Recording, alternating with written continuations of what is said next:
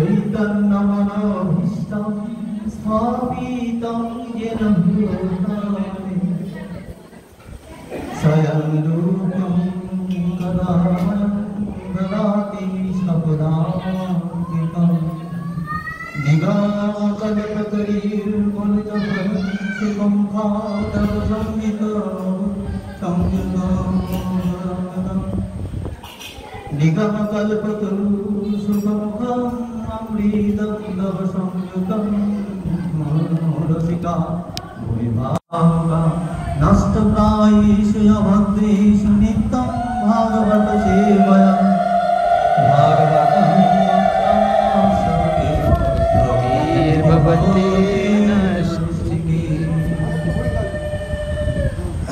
जय राधा माधव जय कुंज बिहारी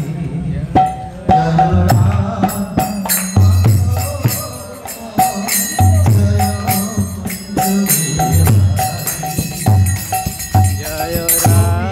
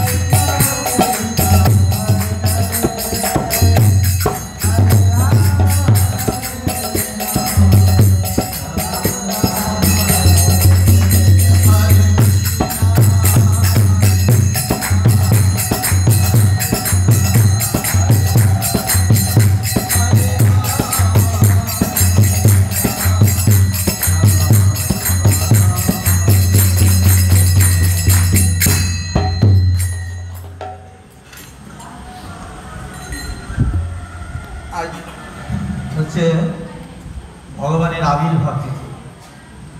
ভগবানের আমরা বলি ভগবানের জন্ম তিথি, এটি জন্ম হয় না, কারণ ভগবান অনাদির আদি গোবিন্দ, যার আদি নেই যার অন্ত নেই। তাই জন্য ভগবান আবির্ভূত হয় সৃষ্টি হেতু যে মূর্তি প্রপঞ্চ অবতারে সেই ঈশ্বর মূর্তি অবতার নাম ধরে। সৃষ্টি হচ্ছে আমরা যে সৃষ্টির কথা বলি, এই সৃষ্টি সৃষ্টি সৃষ্টি সেই সৃষ্টি কিন্তু মুখ্য সৃষ্টি নয়, গৌণ সৃষ্টি।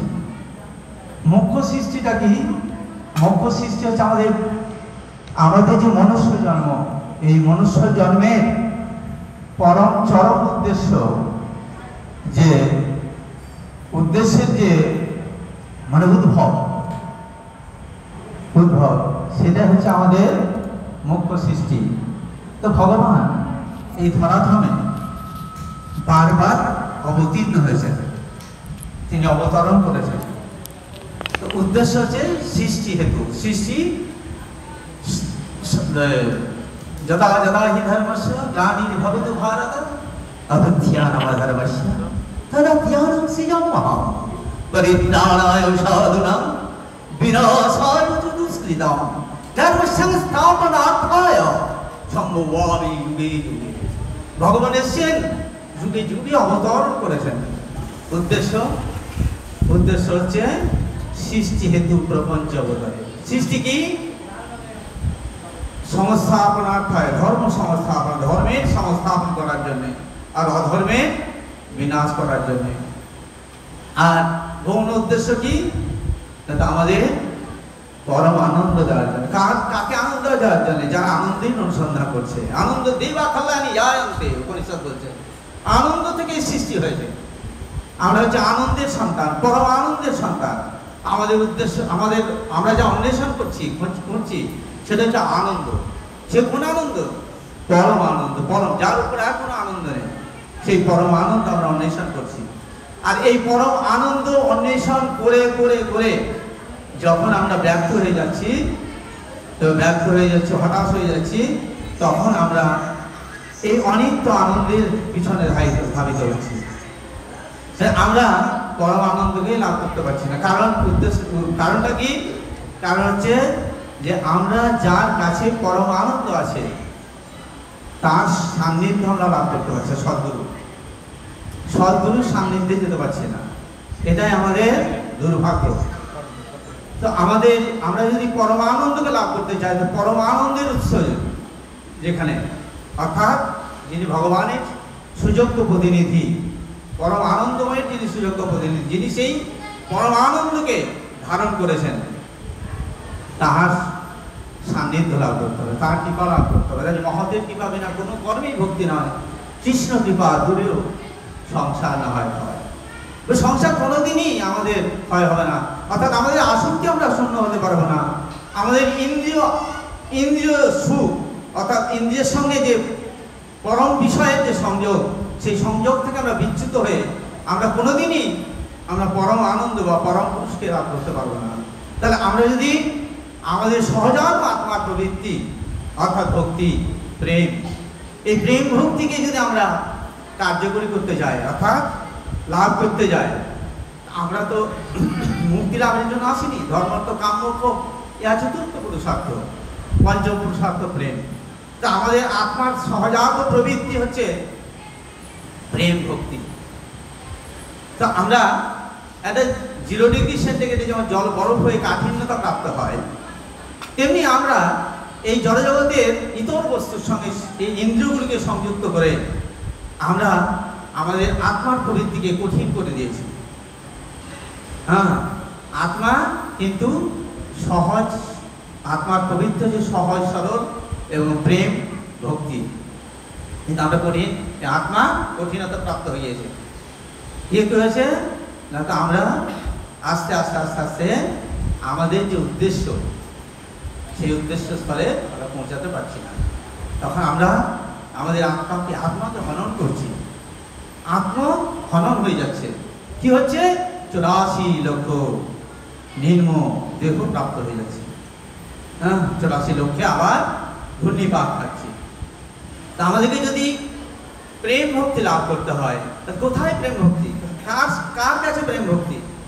বলছে যিনি সুযোগ্য প্রতিনিধি ভগবান।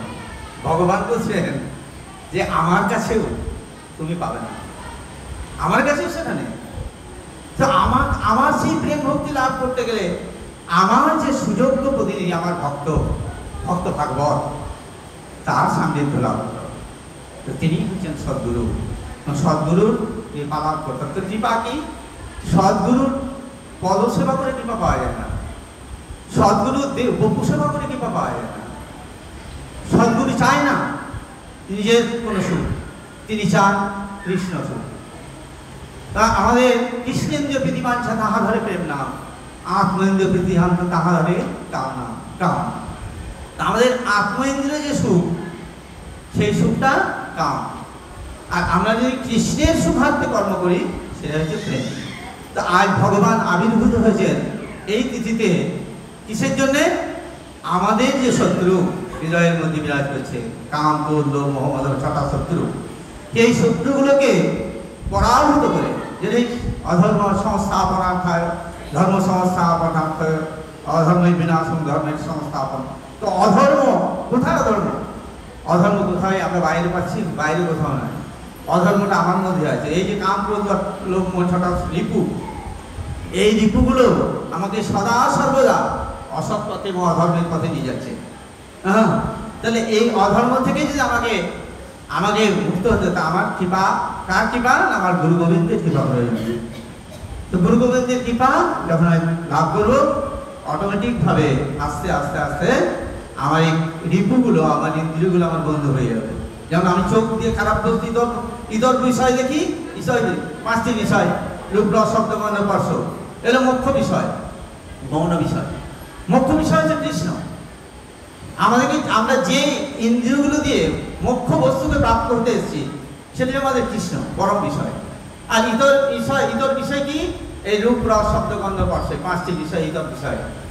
হ্যাঁ, এই ইতর বিষয়ের সঙ্গে আমার ইন্দ্রিয়গুলো সংযুক্ত হয়ে কি হচ্ছে না, তো আমার হৃদয়ে কামনা প্রবল আকার ধারণ করে আমাকে জ্বালা দিচ্ছে, ক্রোধ আমার উপরে প্রবল আকার ধারণ করে জ্বালা দিচ্ছে। কারণ আমি ইতর বস্তুর সঙ্গে ইন্দ্রিয়গুলোকে যুক্ত করে দিয়েছি।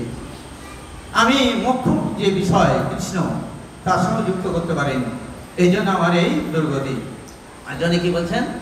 আমাদেরকে এই সমস্ত হিচিকেশ সেবা বলছে, এই ইন্দ্রিয় দিয়ে আমার ইন্দ্রিয়ের অধিপতি হিচিকেশ যিনি কৃষ্ণ, তার যদি আমি সেবা করতে পারি, সেবা হচ্ছে কৃষ্ণ সুখহিত তাৎপর্যময়ী সেবা। তাৎপর্যময়ী সেবা, এখানে কিন্তু তাৎপর্যের কথা বলেছে, গুরুত্বপূর্ণ কথা বলছে। আমরা কৃষ্ণ সেবা করি ঠিকই, কিন্তু সেবা আমরা করি না। কেন করি না? আমাদের সেই সেবায় অনুরাগ নেই। যেমন করতে হয় করি, একটা ডিউটি পূজা, হরিনাম করতে হয়, করতে হবে, ডিউটি পূজা, কিন্তু আমরা মন প্রাণ দিয়ে সেবা করি না। বলছে সেবা সেই জানে, দুজন জানতেন সেবা, এক কৃষ্ণ, এক বলরাম, এক রাধারানী। সেই সেবা জানে যে মন বুঝে সেবা করে, যে ভগবানের মন বুঝে, ভগবান এখন কি চাইছেন এটা যে জেনে সেবা করে, সে কিন্তু সেবার মরম জানে। হ্যাঁ, সেই জন্য সতী নারী যে, সেই একমাত্র পতিব্রতা নারী এবং পতির সেবা করতে পারে। তো সতী সেই যে কৃষ্ণের আরাধনা করে, কৃষ্ণকে জেনেছে, কৃষ্ণের সঙ্গে সম্বন্ধ হয়ে যায়, সেই সতী। তো যাই হোক, আমাদের এই পরম বিষয় কৃষ্ণকে জানা, কৃষ্ণকে লাভ করায় আমাদের ইন্দ্রিয়ের, যে সমস্ত ইন্দ্রিয়, এই ইন্দ্রিয়ের একমাত্র কর্তব্য যে পরম বিষয় কৃষ্ণকে লাভ করা। তো কৃষ্ণ আমাদের এই যে আবির্ভূত হয়ে আমাদের হৃদয়ে যে সমস্ত কামনা বাসনা রিপুগুলো, রূপ, রস, শব্দগন্ধ, পাঁচটি বিষয়, এইগুলোকে কি করছেন? বিনাশ করছেন। এরা অসাধু, এদেরকে বিনাশ করছেন। এদেরকে বিনাশ করছেন কিন্তু মেরে দিচ্ছেন না, মারছেন না, এদেরকে উনি কৃপা করছেন। কি করছেন? এদেরকে ভগবত সেবায় লাগিয়ে দিয়েছে। কাম কৃষ্ণ সেবা করে, লোক কৃষ্ণ সাধু, কৃষ্ণ কথায়, আর ক্রোধ কৃষ্ণ ভক্ত বিদ্বেষী জানে। এইভাবে তখন তারা বন্ধু হয়ে, আমার বন্ধু হয়ে তারা আমাকে সহযোগিতা করছে, এদেরকে মেরে দিচ্ছেন না। বলছেন আমরা এই পৃথিবীতে যত কিছু আছে, এই পৃথিবীতে যা কিছু আছে সবাই কৃষ্ণের দাস। এই কথা যে না মানে, সেই অপরাধে হয় তার সর্বনাশ। বলছেন বৈষ্ণব হইয়া কবি নীল অভিমান, জীবে সম্মান দিবে জানি কৃষ্ণের অধিষ্ঠান। যিনি উত্তম ভাগবত, উত্তম ভক্ত, তিনি প্রতি জীবে কৃষ্ণ আছে জেনে প্রত্যেক জীবকে কৃষ্ণ সম্মান দেবেন। তিনি কাউকে অবমাননা করবেন না, কিংবা শত্রু কিংবা মিত্র, তার কাছে সমতুল্য। তখনই হবে যখন সে কৃষ্ণকে পারফেক্টলি জানতে পারবে, তখনই সে উপলব্ধি করতে পারে। যেমন প্রহ্লাদ সত্য পর্যায়ে উঠেছিলেন, যাহা যাহা নেত্র বলে তাহা তাহা কৃষ্ণ বলি। তিনি যাহা যাহা নেতৃত্ব করেছেন সর্বত্র কৃষ্ণ দর্শন করেছেন। তেমনি তার স্তম্ভের মধ্য থেকে প্রকাশ হয়ে কৃষ্ণকে নরসিংহ রূপে তার পিতৃদেবকে উদ্ধার করলেন, তথা দৈত্যকুলকে উদ্ধার করলেন। তো দৈত্যকুল প্রহ্লাদের বাবা নয়, আমরা সবাই আমাদের ভিতরে দৈত্যগুলো বলছি না, দৈত্য সবার ভিতরে ভরা আছে, দৈত্য নিয়ে ছিল। তো সেই দৈত্যগুলোকে কৃপা করেন ভগবান কিসের দ্বারা? বলছে তার নামের দ্বারা, নাম অস্ত্রের দ্বারা তাদের অজ্ঞানতাকে ছেদন করে দেন। তো এই কলিযুগে কোনো অস্ত্র নেই, আর কলিযুগে শুদ্ধ বস্তু কিছু নেই, কারণ আমি নিজেই শুদ্ধ নই। মনাইতে দোষ কোন লেশ না পাওনি, জব তুমি করবি বিচার, তুমি জগৎ না হতে জগৎ কাশি জগবহের না হে মনসার। আমরা যদি দেখি তা আমরা সবাই চালুন, সূর্যকে দেখি বলে আমার তোমার চিত্র আছে, কিন্তু আমরা সবাই চাল না, শত শত চিত্র আছে। সেই জন্যে আমাদেরকে শুদ্ধ হতে গেলে কি করতে হবে? নিজেকে বিচার করতে হবে, সদা সর্বদা ডায়েরিতে নিজের সমস্ত দোষগুলোকে তুলে ধরতে হবে, তাহলে নিজেকে শুদ্ধ করতে পারবো। সেই জন্যে যেদিন সেই শুদ্ধ পর্যায়ে হবে সেদিন কৃষ্ণ শুধু মন্দিরে নেই, কৃষ্ণ ভগবান সর্ব জায়গায়, পরমাণু সর্ব জায়গায় কৃষ্ণ বিরাজমান। সেটা ভক্ত প্রহ্লাদের চরিত্রে আমরা পরিচয় পেয়েছি। যাই হোক, আমাদের এইভাবে সত্য নির্ধারণ হবে। এখন আমি তো পাঠক নই, আমি শাস্ত্র জ্ঞান নাই, আমি অত পড়াশোনা করি না, স্মৃতি শক্তিও নাই, স্মরণ শক্তিও নাই। যাই হোক, আপনারা অনেকে বিজ্ঞ, আপনাদের বিচার বুদ্ধি শুদ্ধ, সেই জন্যে আমি একটু ছোট্ট কথা, এই আমাদের এই দিনে ভগবান আবির্ভূত হয়েছেন, এটা তো সেই বালখিল্য মুনিরা ত্রেতা যুগে বলেছিলেন যে প্রভু আমাদের বাসনা প্রতিরূপে তোমাকে পেতে চায়। তখন রামচন্দ্র বলেছিলেন, দেখো আমি যখন মর্যাদা পুরুষোত্তম অবতারে এসেছি, সেটা আমার মর্যাদা রক্ষায় এখন আমার ধর্ম, সুতরাং এই সময়ে তোমার এই অভিলাষ পূর্ণ করতে পারবো না, সম্ভব না। তাহলে আমি এর পরবর্তী জন্মে আমি যখন দাপর যুগে গোকুলে যখন আসবো, তখন তোমাদের এই বাসনা পূর্ণ করবো। যেহেতু তোমরা প্রতিরূপে আমাকে চাইছো, সুতরাং এই দেহে সম্ভব নয়, তোমরাও আমাকে পাবে না। কারণ পুরুষ অভিমান থাকলে কোনোদিন আমরা কৃষ্ণকে লাভ করতে পারবো না, সম্ভবই না। আমি যদি পুরুষ অভিমানী হই, পুরুষ আমি, এই অভিমান থাকে, আমরা দেখবে বাড়িতে আমরা ভিক্ষায় যাই, তখন স্বামীরা বলে, স্বামীকে বউ স্ত্রী বলে, এই ভিক্ষাটা দিয়ে দাও না, না আমি কেন দেবো, এই যে পুরুষ অভিমান। হ্যাঁ, তুমি ভাবতে পেরে নাও না, আমি কেন পারবো, তুমি দাও, এই যে পুরুষ অভিমান। তুমি আমার সেবা করবে, পাঠিব আমার সেবা করবে, এই যে পুরুষ অভিমান। নাহি মিলে নন্দন বিনা সেবা বিনা সেব্য বস্তু নিতে উপায়, সেবা বিনা পায়। তাই ভগবান বলছেন আমি একমাত্র সেব্য, তোমরা সেবক, সবাই তোমরা প্রকৃতি, আমি একমাত্র পুরুষোত্তম। তোমাদের ধর্ম কি? তোমাদের প্রকৃতি তোমরা, তোমাদের ধর্ম কি? পুরুষোত্তমের সেবা করা। পুরুষোত্তম ভগবান শ্রীকৃষ্ণ, উনি ভোক্তা, আমরা সবাই কিন্তু তার ভোগ্য বস্তু। সেই জন্য আমাদের যতক্ষণ পর্যন্ত সেবা অভিমান, সেবা মনোবৃত্তি না হবে, সেবা মনোবৃত্তি না হবে, যেমন আমরা কি করি, ধুতিটা কুচাটা বুঝিয়ে আমরা কি করি, বসে অর্ডার করি, এই করুন, ওই করো, এই করো, কিন্তু আমরা সেবার দিকে যাই। বলছেন রাধারানীর কৃপা পেতে গেলে সেবা, রাধারানীর আনুগত্যে সেবা করতে হবে। রাধারানীকে গোপী চূড়ামণি, সখী চূড়ামণি, তার আনুগত্যে সেবা। স্ত্রীকে বলছে প্রেষ্ঠজন গুরুদেব, রাধারানীর প্রেষ্ঠজন শ্রী গুরুদেব। গুরুদেব কি বলছেন? আমার বাণী সেবা করো, আমি যেটা বলছি সেটা করো। তো কি বলছেন উনি? উনি বলছেন তোমরা সেবা করো। কি সেবা? মহাপ্রভু বলছেন হরিনাম বিতরণ করো, এটা সেবা। আর কি করো? প্রসাদ বিতরণ করো। তো প্রসাদ বিতরণ করলে তোমাকে সেবা করতে, প্রসাদ রান্না করতে হবে, প্রসাদ রান্না করে তোমাকে দিতে হবে। প্রভুপাদ এটা করেছেন নিজে হাতে, উনি তো অর্ডার করে করেন, প্রসাদ রান্না করে পরিবেশন করতে হবে। তাহলে এইভাবে সেবা করো। কারণ আমাদের মুখ্য উদ্দেশ্য কি? সেবা করা। আর জীব মহাপ্রভু তো বলে দিয়েছেন জীবের, সনাতন গোস্বামীকে, যে জীবের ধর্ম হয় কি? জীবে দয়া নামে রুচি বৈষ্ণব সেবন, কলিযুগে ধর্ম নয়, ইহাতল্য ধর্ম নয়, শোনো সনাতন। তো সেবা করতে হবে, সেবা হচ্ছে মুখ্য ধর্ম, জীবের ধর্মই হচ্ছে সেবা করা, সেই জন্য সেবা করতে হবে। আর এই জন্যে আর কি, এত মা, এই যে মা, এই মা কিভাবে তার সন্তানকে গর্ভে ধারণ করবে? স্বয়ংভূ মনু দেবভূতি, দেবভূতি ছিলেন তপস্বী। আচ্ছা, জহরি নাহলে জহর থেকে আর চেনা যাবে না, জহর পাওয়া যাবে না। দেবভূতির তপস্যা বলে স্বয়ম্ভূ মনু তপস্যা করেছেন। সেই স্বয়ম্ভূ মনু সান্নিধ্য আশ্রয় লাভ করলেন, সংসার করলেন স্বয়ম্ভূ মনুকে নিয়ে। যে কি কামনা করলেন? একটা সন্তান। তা আমরা কি সন্তান কামনা করি? আমাদের সন্তান ডাক্তার, ব্যারিস্টার, ইঞ্জিনিয়ার, প্রফেসর, এইসব সন্তান আমরা কামনা করি, ব্রেনি সন্তান যেন হয়, বিজ্ঞানী। কিন্তু উনি কামনা করলেন কি? না, একটি পুত্র সন্তান আমাকে দাও, সেই সন্তান যেন জগতের হিত করতে পারে। এই জন্য ব্রহ্মণ্য দেবায় গো ব্রহ্মণে হিতায়, জগৎ হিতায় শ্রীকৃষ্ণায় গোবিন্দায় নমঃ। জগতের হিতকারী কে? ভগবান শ্রীকৃষ্ণ। যার তার শুদ্ধ ভক্ত হচ্ছে জগৎ হিতকারী, তাছাড়া জগতের হিতকারী কেউ নাই। হ্যাঁ, সিদ্ধি শ্রুতি পুরাণাতি পঞ্চরাত্ম বিনা বৈকান্তিক হরিভক্তি উৎপাদ কল্পতে। বলছে যে ভক্তি সিদ্ধি শ্রুতি পুরাণের বহির্ভূত, শাস্ত্রের বহির্ভূত, সেই ভক্তি নয়, উৎপাতের কারণ। তাই বলছে যে যদি শুদ্ধ কৃষ্ণ ভক্ত সন্তান যদি কারো গর্ভে আসে, সেই সন্তান কি করবে?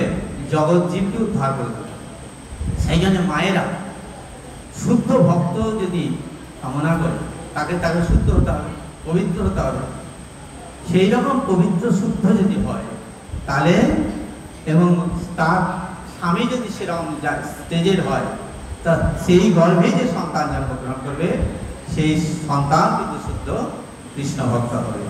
তো কপিল মুনি এইভাবে দেবহূতির গর্ভে আবির্ভূত হয়ে মায়ের মাধ্যমে জগৎজীবকে শিক্ষা দিলেন।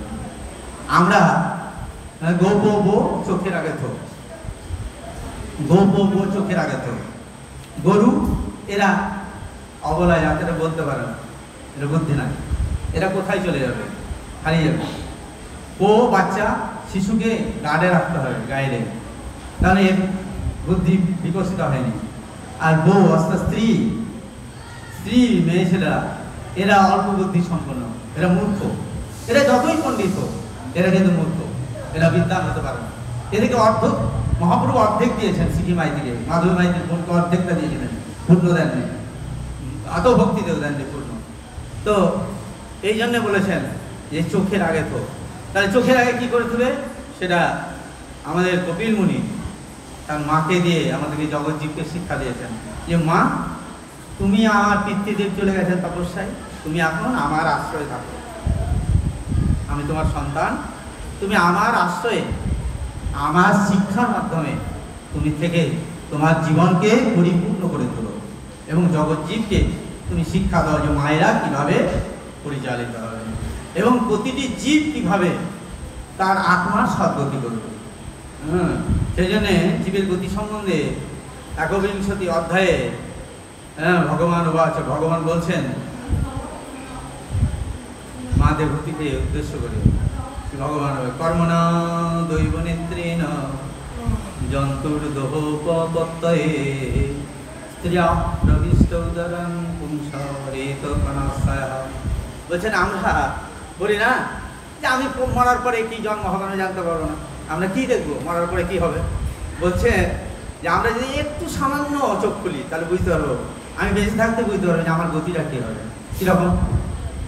বলছে এইসব জীব দেখছি চোখের সামনে, কুকুর, শিয়াল, এইসব ইঁদুর জীবগুলো, এরা ছটপট করছে, দুটো পেটে যখন ক্ষুধা, অগ্নি যখন বাড়ছে তখন ক্ষুধার জন্য ছুটে বেড়াচ্ছে, কি খাবো করে এইভাবে ছুটে বেড়াচ্ছে। আহা, অখাদ্য ভাদ্য খেয়ে ফেলছে, আর বিশ্রাম যেখানে সেখানে করে ফেলছে, দেহ হয়ে যাচ্ছে, বিশ্রাম করে ফেলছে। তাহলে এদের যে গতি, দুর্গতি, ইতর জীব, এর ভিতরে আত্মা আছে, এরা তো আত্মা এর মধ্যে। এরা ভোগ করছে কর্মফল। বলছে এরকম কর্মফল আমাদের কর্ম অনুযায়ী আমরা যেমন যেমন কর্ম করবো স্টেজ বাই স্টেজ আমাদের হবে। তাহলে এই পশুগুলো কি জীবের কোন পর্যায়ে জীব? এরা নিকৃষ্ট জীব, অর্থাৎ তমগুণ আশ্রয় জীব। তার জন্য এদের এই রকম দুর্গতি, এদের আহারের ঠিক নাই, এদের বাসস্থানও ঠিক নাই, এদের চান্ধারও নাই, এদের মানে জীবের মানে দুর্গতিরও শেষ নেই, কষ্টেরও শেষ নেই। তমগুণ। রজগুণে দেখা যাচ্ছে যে রজগুণে রাজ্য এই সমস্ত ভয়ঙ্কর ভয়ঙ্কর উগ্র রাগ সম্পন্ন জীব, এদের দুর্গতি দেখা যাচ্ছে, এদের আহারগুলো দেখা যাচ্ছে, এদের যে মানে ভাব দেখা যাচ্ছে, এদের যে কষ্ট বুঝতে করা যাচ্ছে। তো বলছি কবিলদেব বলছেন এই শ্লোকটায় যে যখন কোনো জীবাত্মা তমগুণাশ্রয়ে দেহ ত্যাগ করে তখন সেই তার যে পুরুষের যে শুক্রাণুটা বীর্যটা শুক্রাণুটা সেই তমগুণাশ্রয়ে আহারে চলে যায়। ওই আহারের মধ্য থেকে মাতৃ জঠরে গিয়ে প্রবেশ করে তার আবার জন্ম হয়। কবিরমণি মাকে এই কথা বলছেন, জীবের গতি আত্মার গতিটা এরকম গতি প্রাপ্ত হয়। বলছে আমরা যদি একটু চোখ খুলি বা একটু সাধু সঙ্গ করি তাহলে উপলব্ধি করতে পারবো যে আমাদের আত্মার কি গতি হবে। তো কবিরমণি পরিষ্কার বলে দিলেন যে যদি কোনো জীবাত্মা যদি মনুষ্য জন্মে এসে হরি ভজন না করে অর্থাৎ সত্যগুণাশ্রয় না হয় তাহলে তার গতিটা কি হবে? রজগুণ সম্পন্ন একটা ব্যাঘ্রজনী সর্পজনী এইসব জনিতে সেই আত্মাটা খাদ্যের মধ্যে গিয়ে প্রবেশ করবে, প্রবেশ করে তার ওইভাবে জন্মই ধরা আসবে এবং সে কর্মফল ভোগ করবে। প্রথম নম্বর শ্লোকে দেবতীকে উদ্দেশ্য করে কপিলমুনি বললেন জীবনে বলছেন জীবাত্মার এতক্ষণ আগে আশ্রয় করে তারপর তার স্ত্রী গর্ভে প্রবিষ্ট হয় তখন শরীর বিকশিত হয়। আত্মার উপস্থিতি ব্যতীত কেবল মাতৃপিতৃ মিলনের ফলে সৃষ্টি করার কোনো সম্ভাবনা নেই। জীব জড়বাদীদের মতবাদ হচ্ছে যে আত্মা বলে কিছুই নেই এবং কেবল বীর্য অন্ডকোষের সমন্বয়ের ফলে শিশুর জন্ম হয়, তা কখনো সম্ভব নয়। এই মতবাদটি কখনো গ্রহণযোগ্য নয়। বলছেন যে যারা জড়বাদী যারা ভোগবাদী তারা বলছেন কর্মফল বলে কিছু নেই, পাপ পুণ্য বলে কিছু নেই। তারাই পাপ পুণ্যকে কর্মফলকে গুরুত্ব দেয় না। তার জন্য এরা পশু জন্ম মনুষ্য জন্ম পেয়েও তারা পশু জন্মের মতো জীবনযাপন করে, এদের পাপ পুণ্য কিছুই নেই। এদিকে বলা হয় বালিশ ভগ্ন মূর্খ। দ্বিতীয় শ্লোকে বললেন কললং তেগরাত্রেণ পঞ্চরাত্রেণ বুদুদ্বুদং দশাহীন তুকুকুন্দ বিশুঙ্গুঙ্গ ততপরং। তাহলে এইভাবে বলছে জীবাত্মাটা প্রথমে ওই গর্ভে সঞ্চারিত হয়, আস্তে আস্তে বুদবুদের মতো তার গতি প্রাপ্ত হতে হতে কি হয় না 10 দিনের মধ্যে তা বৃদ্ধি পেয়ে একটা কুলের মতো বদরি ফলের মতো হয়, ধীরে ধীরে তা মাংসপিণ্ডে অথবা অন্ডে পরিণত হয়। তো এইভাবে জীব আস্তে আস্তে মাতৃগর্ভে কি হয় না তো তার 7ম মাসে আস্তে আস্তে বিকশিত হয়ে তার চক্ষু উন্মিলন হয়, এই চর্মচক্ষু উন্মিলন হয়। তো চর্মচক্ষুতে আমরা সেই দিন ভগবানকে দর্শন করি যেদিন আমার চর্মচক্ষু উন্মিলন হয়। আর ভগবান সেদিন আমাকে ওই জন্যই বলছেন চৈত্য গুরু চেতন গুরু, ওই মাতৃ জঠরেই আমাদের গুরুদেবের সঙ্গে এই গুরুদেব আমাদের দীক্ষা দিলেন, এই গুরুদেবের সঙ্গে আমাদের মাতৃ জঠরেই দর্শন হয়ে গেছে। তিনি ভগবানের স্বরূপে আমাদেরকে দর্শন দিয়েছেন। দর্শন দিয়ে আমাদেরকে বলেছেন যে তোমরা আমাকে ভুলো না। তখন আমরা তো বিপদের সম্মুখীন হয়ে থাকি, মহাবিপদ তখন। সেই সময় আমরা ভগবানকে কি করি?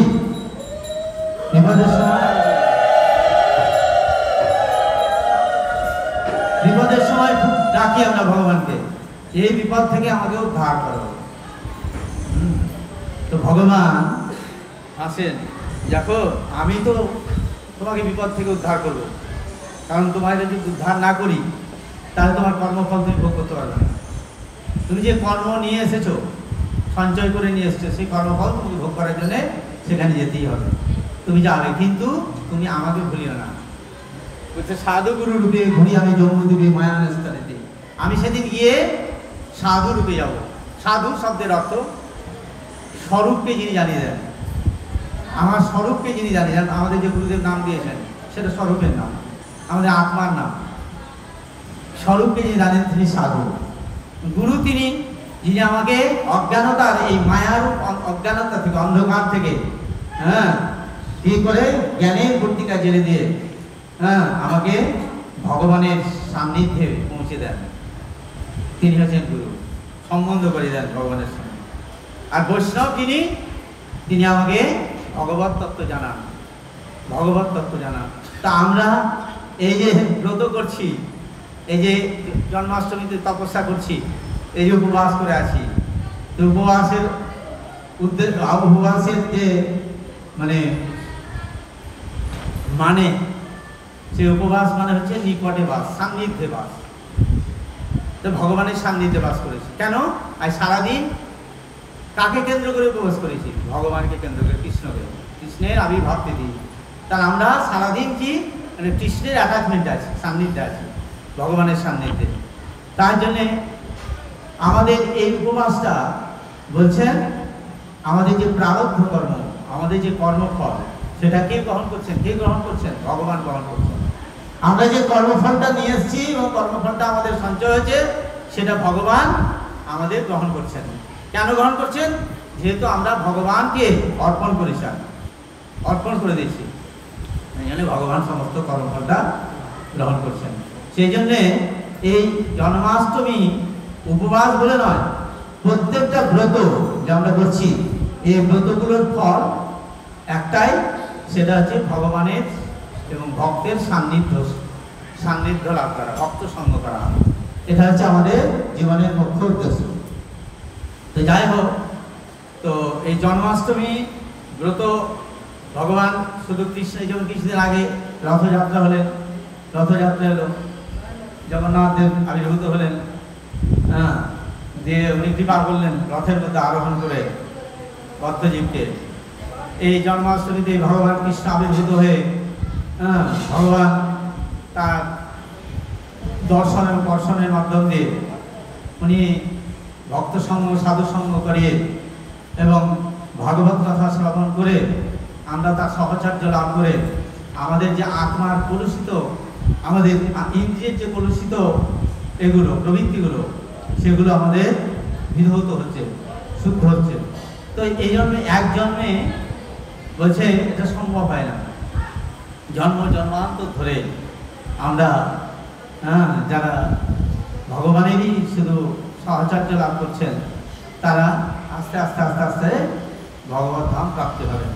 এবং যারা ভগবত সঙ্গ লাভ করছেন, তারা বলছেন যেমন দুধে জল মিশিয়ে, জল দুধের দামে বিক্রি হয়ে যায়, একটা লঞ্চে 1 গ্রাম লোহা জলে ডুবে যায়, কুইন্টাল কুইন্টাল লোহা যদি লঞ্চে লাগিয়ে দেওয়া পার হয়ে যায়। তেমনি বলছে সাধু মাহাত্ম্য এত, সাধু সঙ্গের মাহাত্ম্য এত।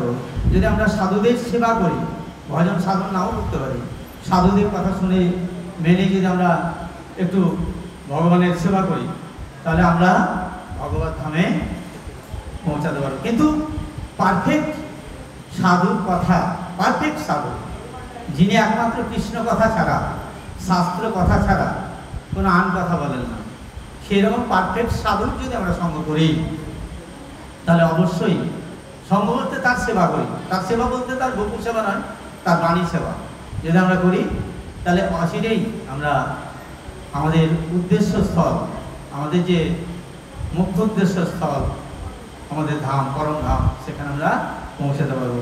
আর যদি আমরা সেটা না মান্যতা দেই, আমাদের পৌঁছাবার কোনো পথে নেই। নিতাই গৌর প্রেমানন্দে এইখানে রহিলেন কমৃত লহরি বদন ধরে বরস হয়ে।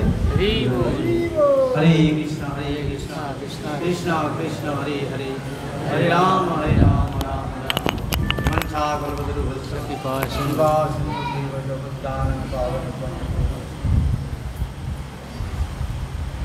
এখন আমাদের প্রভু এসছেন, বন্ধু দাস প্রভু, ধরে কথা বলো। আমার তো যোগ্যতার জন্য যাচ্ছে বলা না, গুরু মহারাজ প্রভু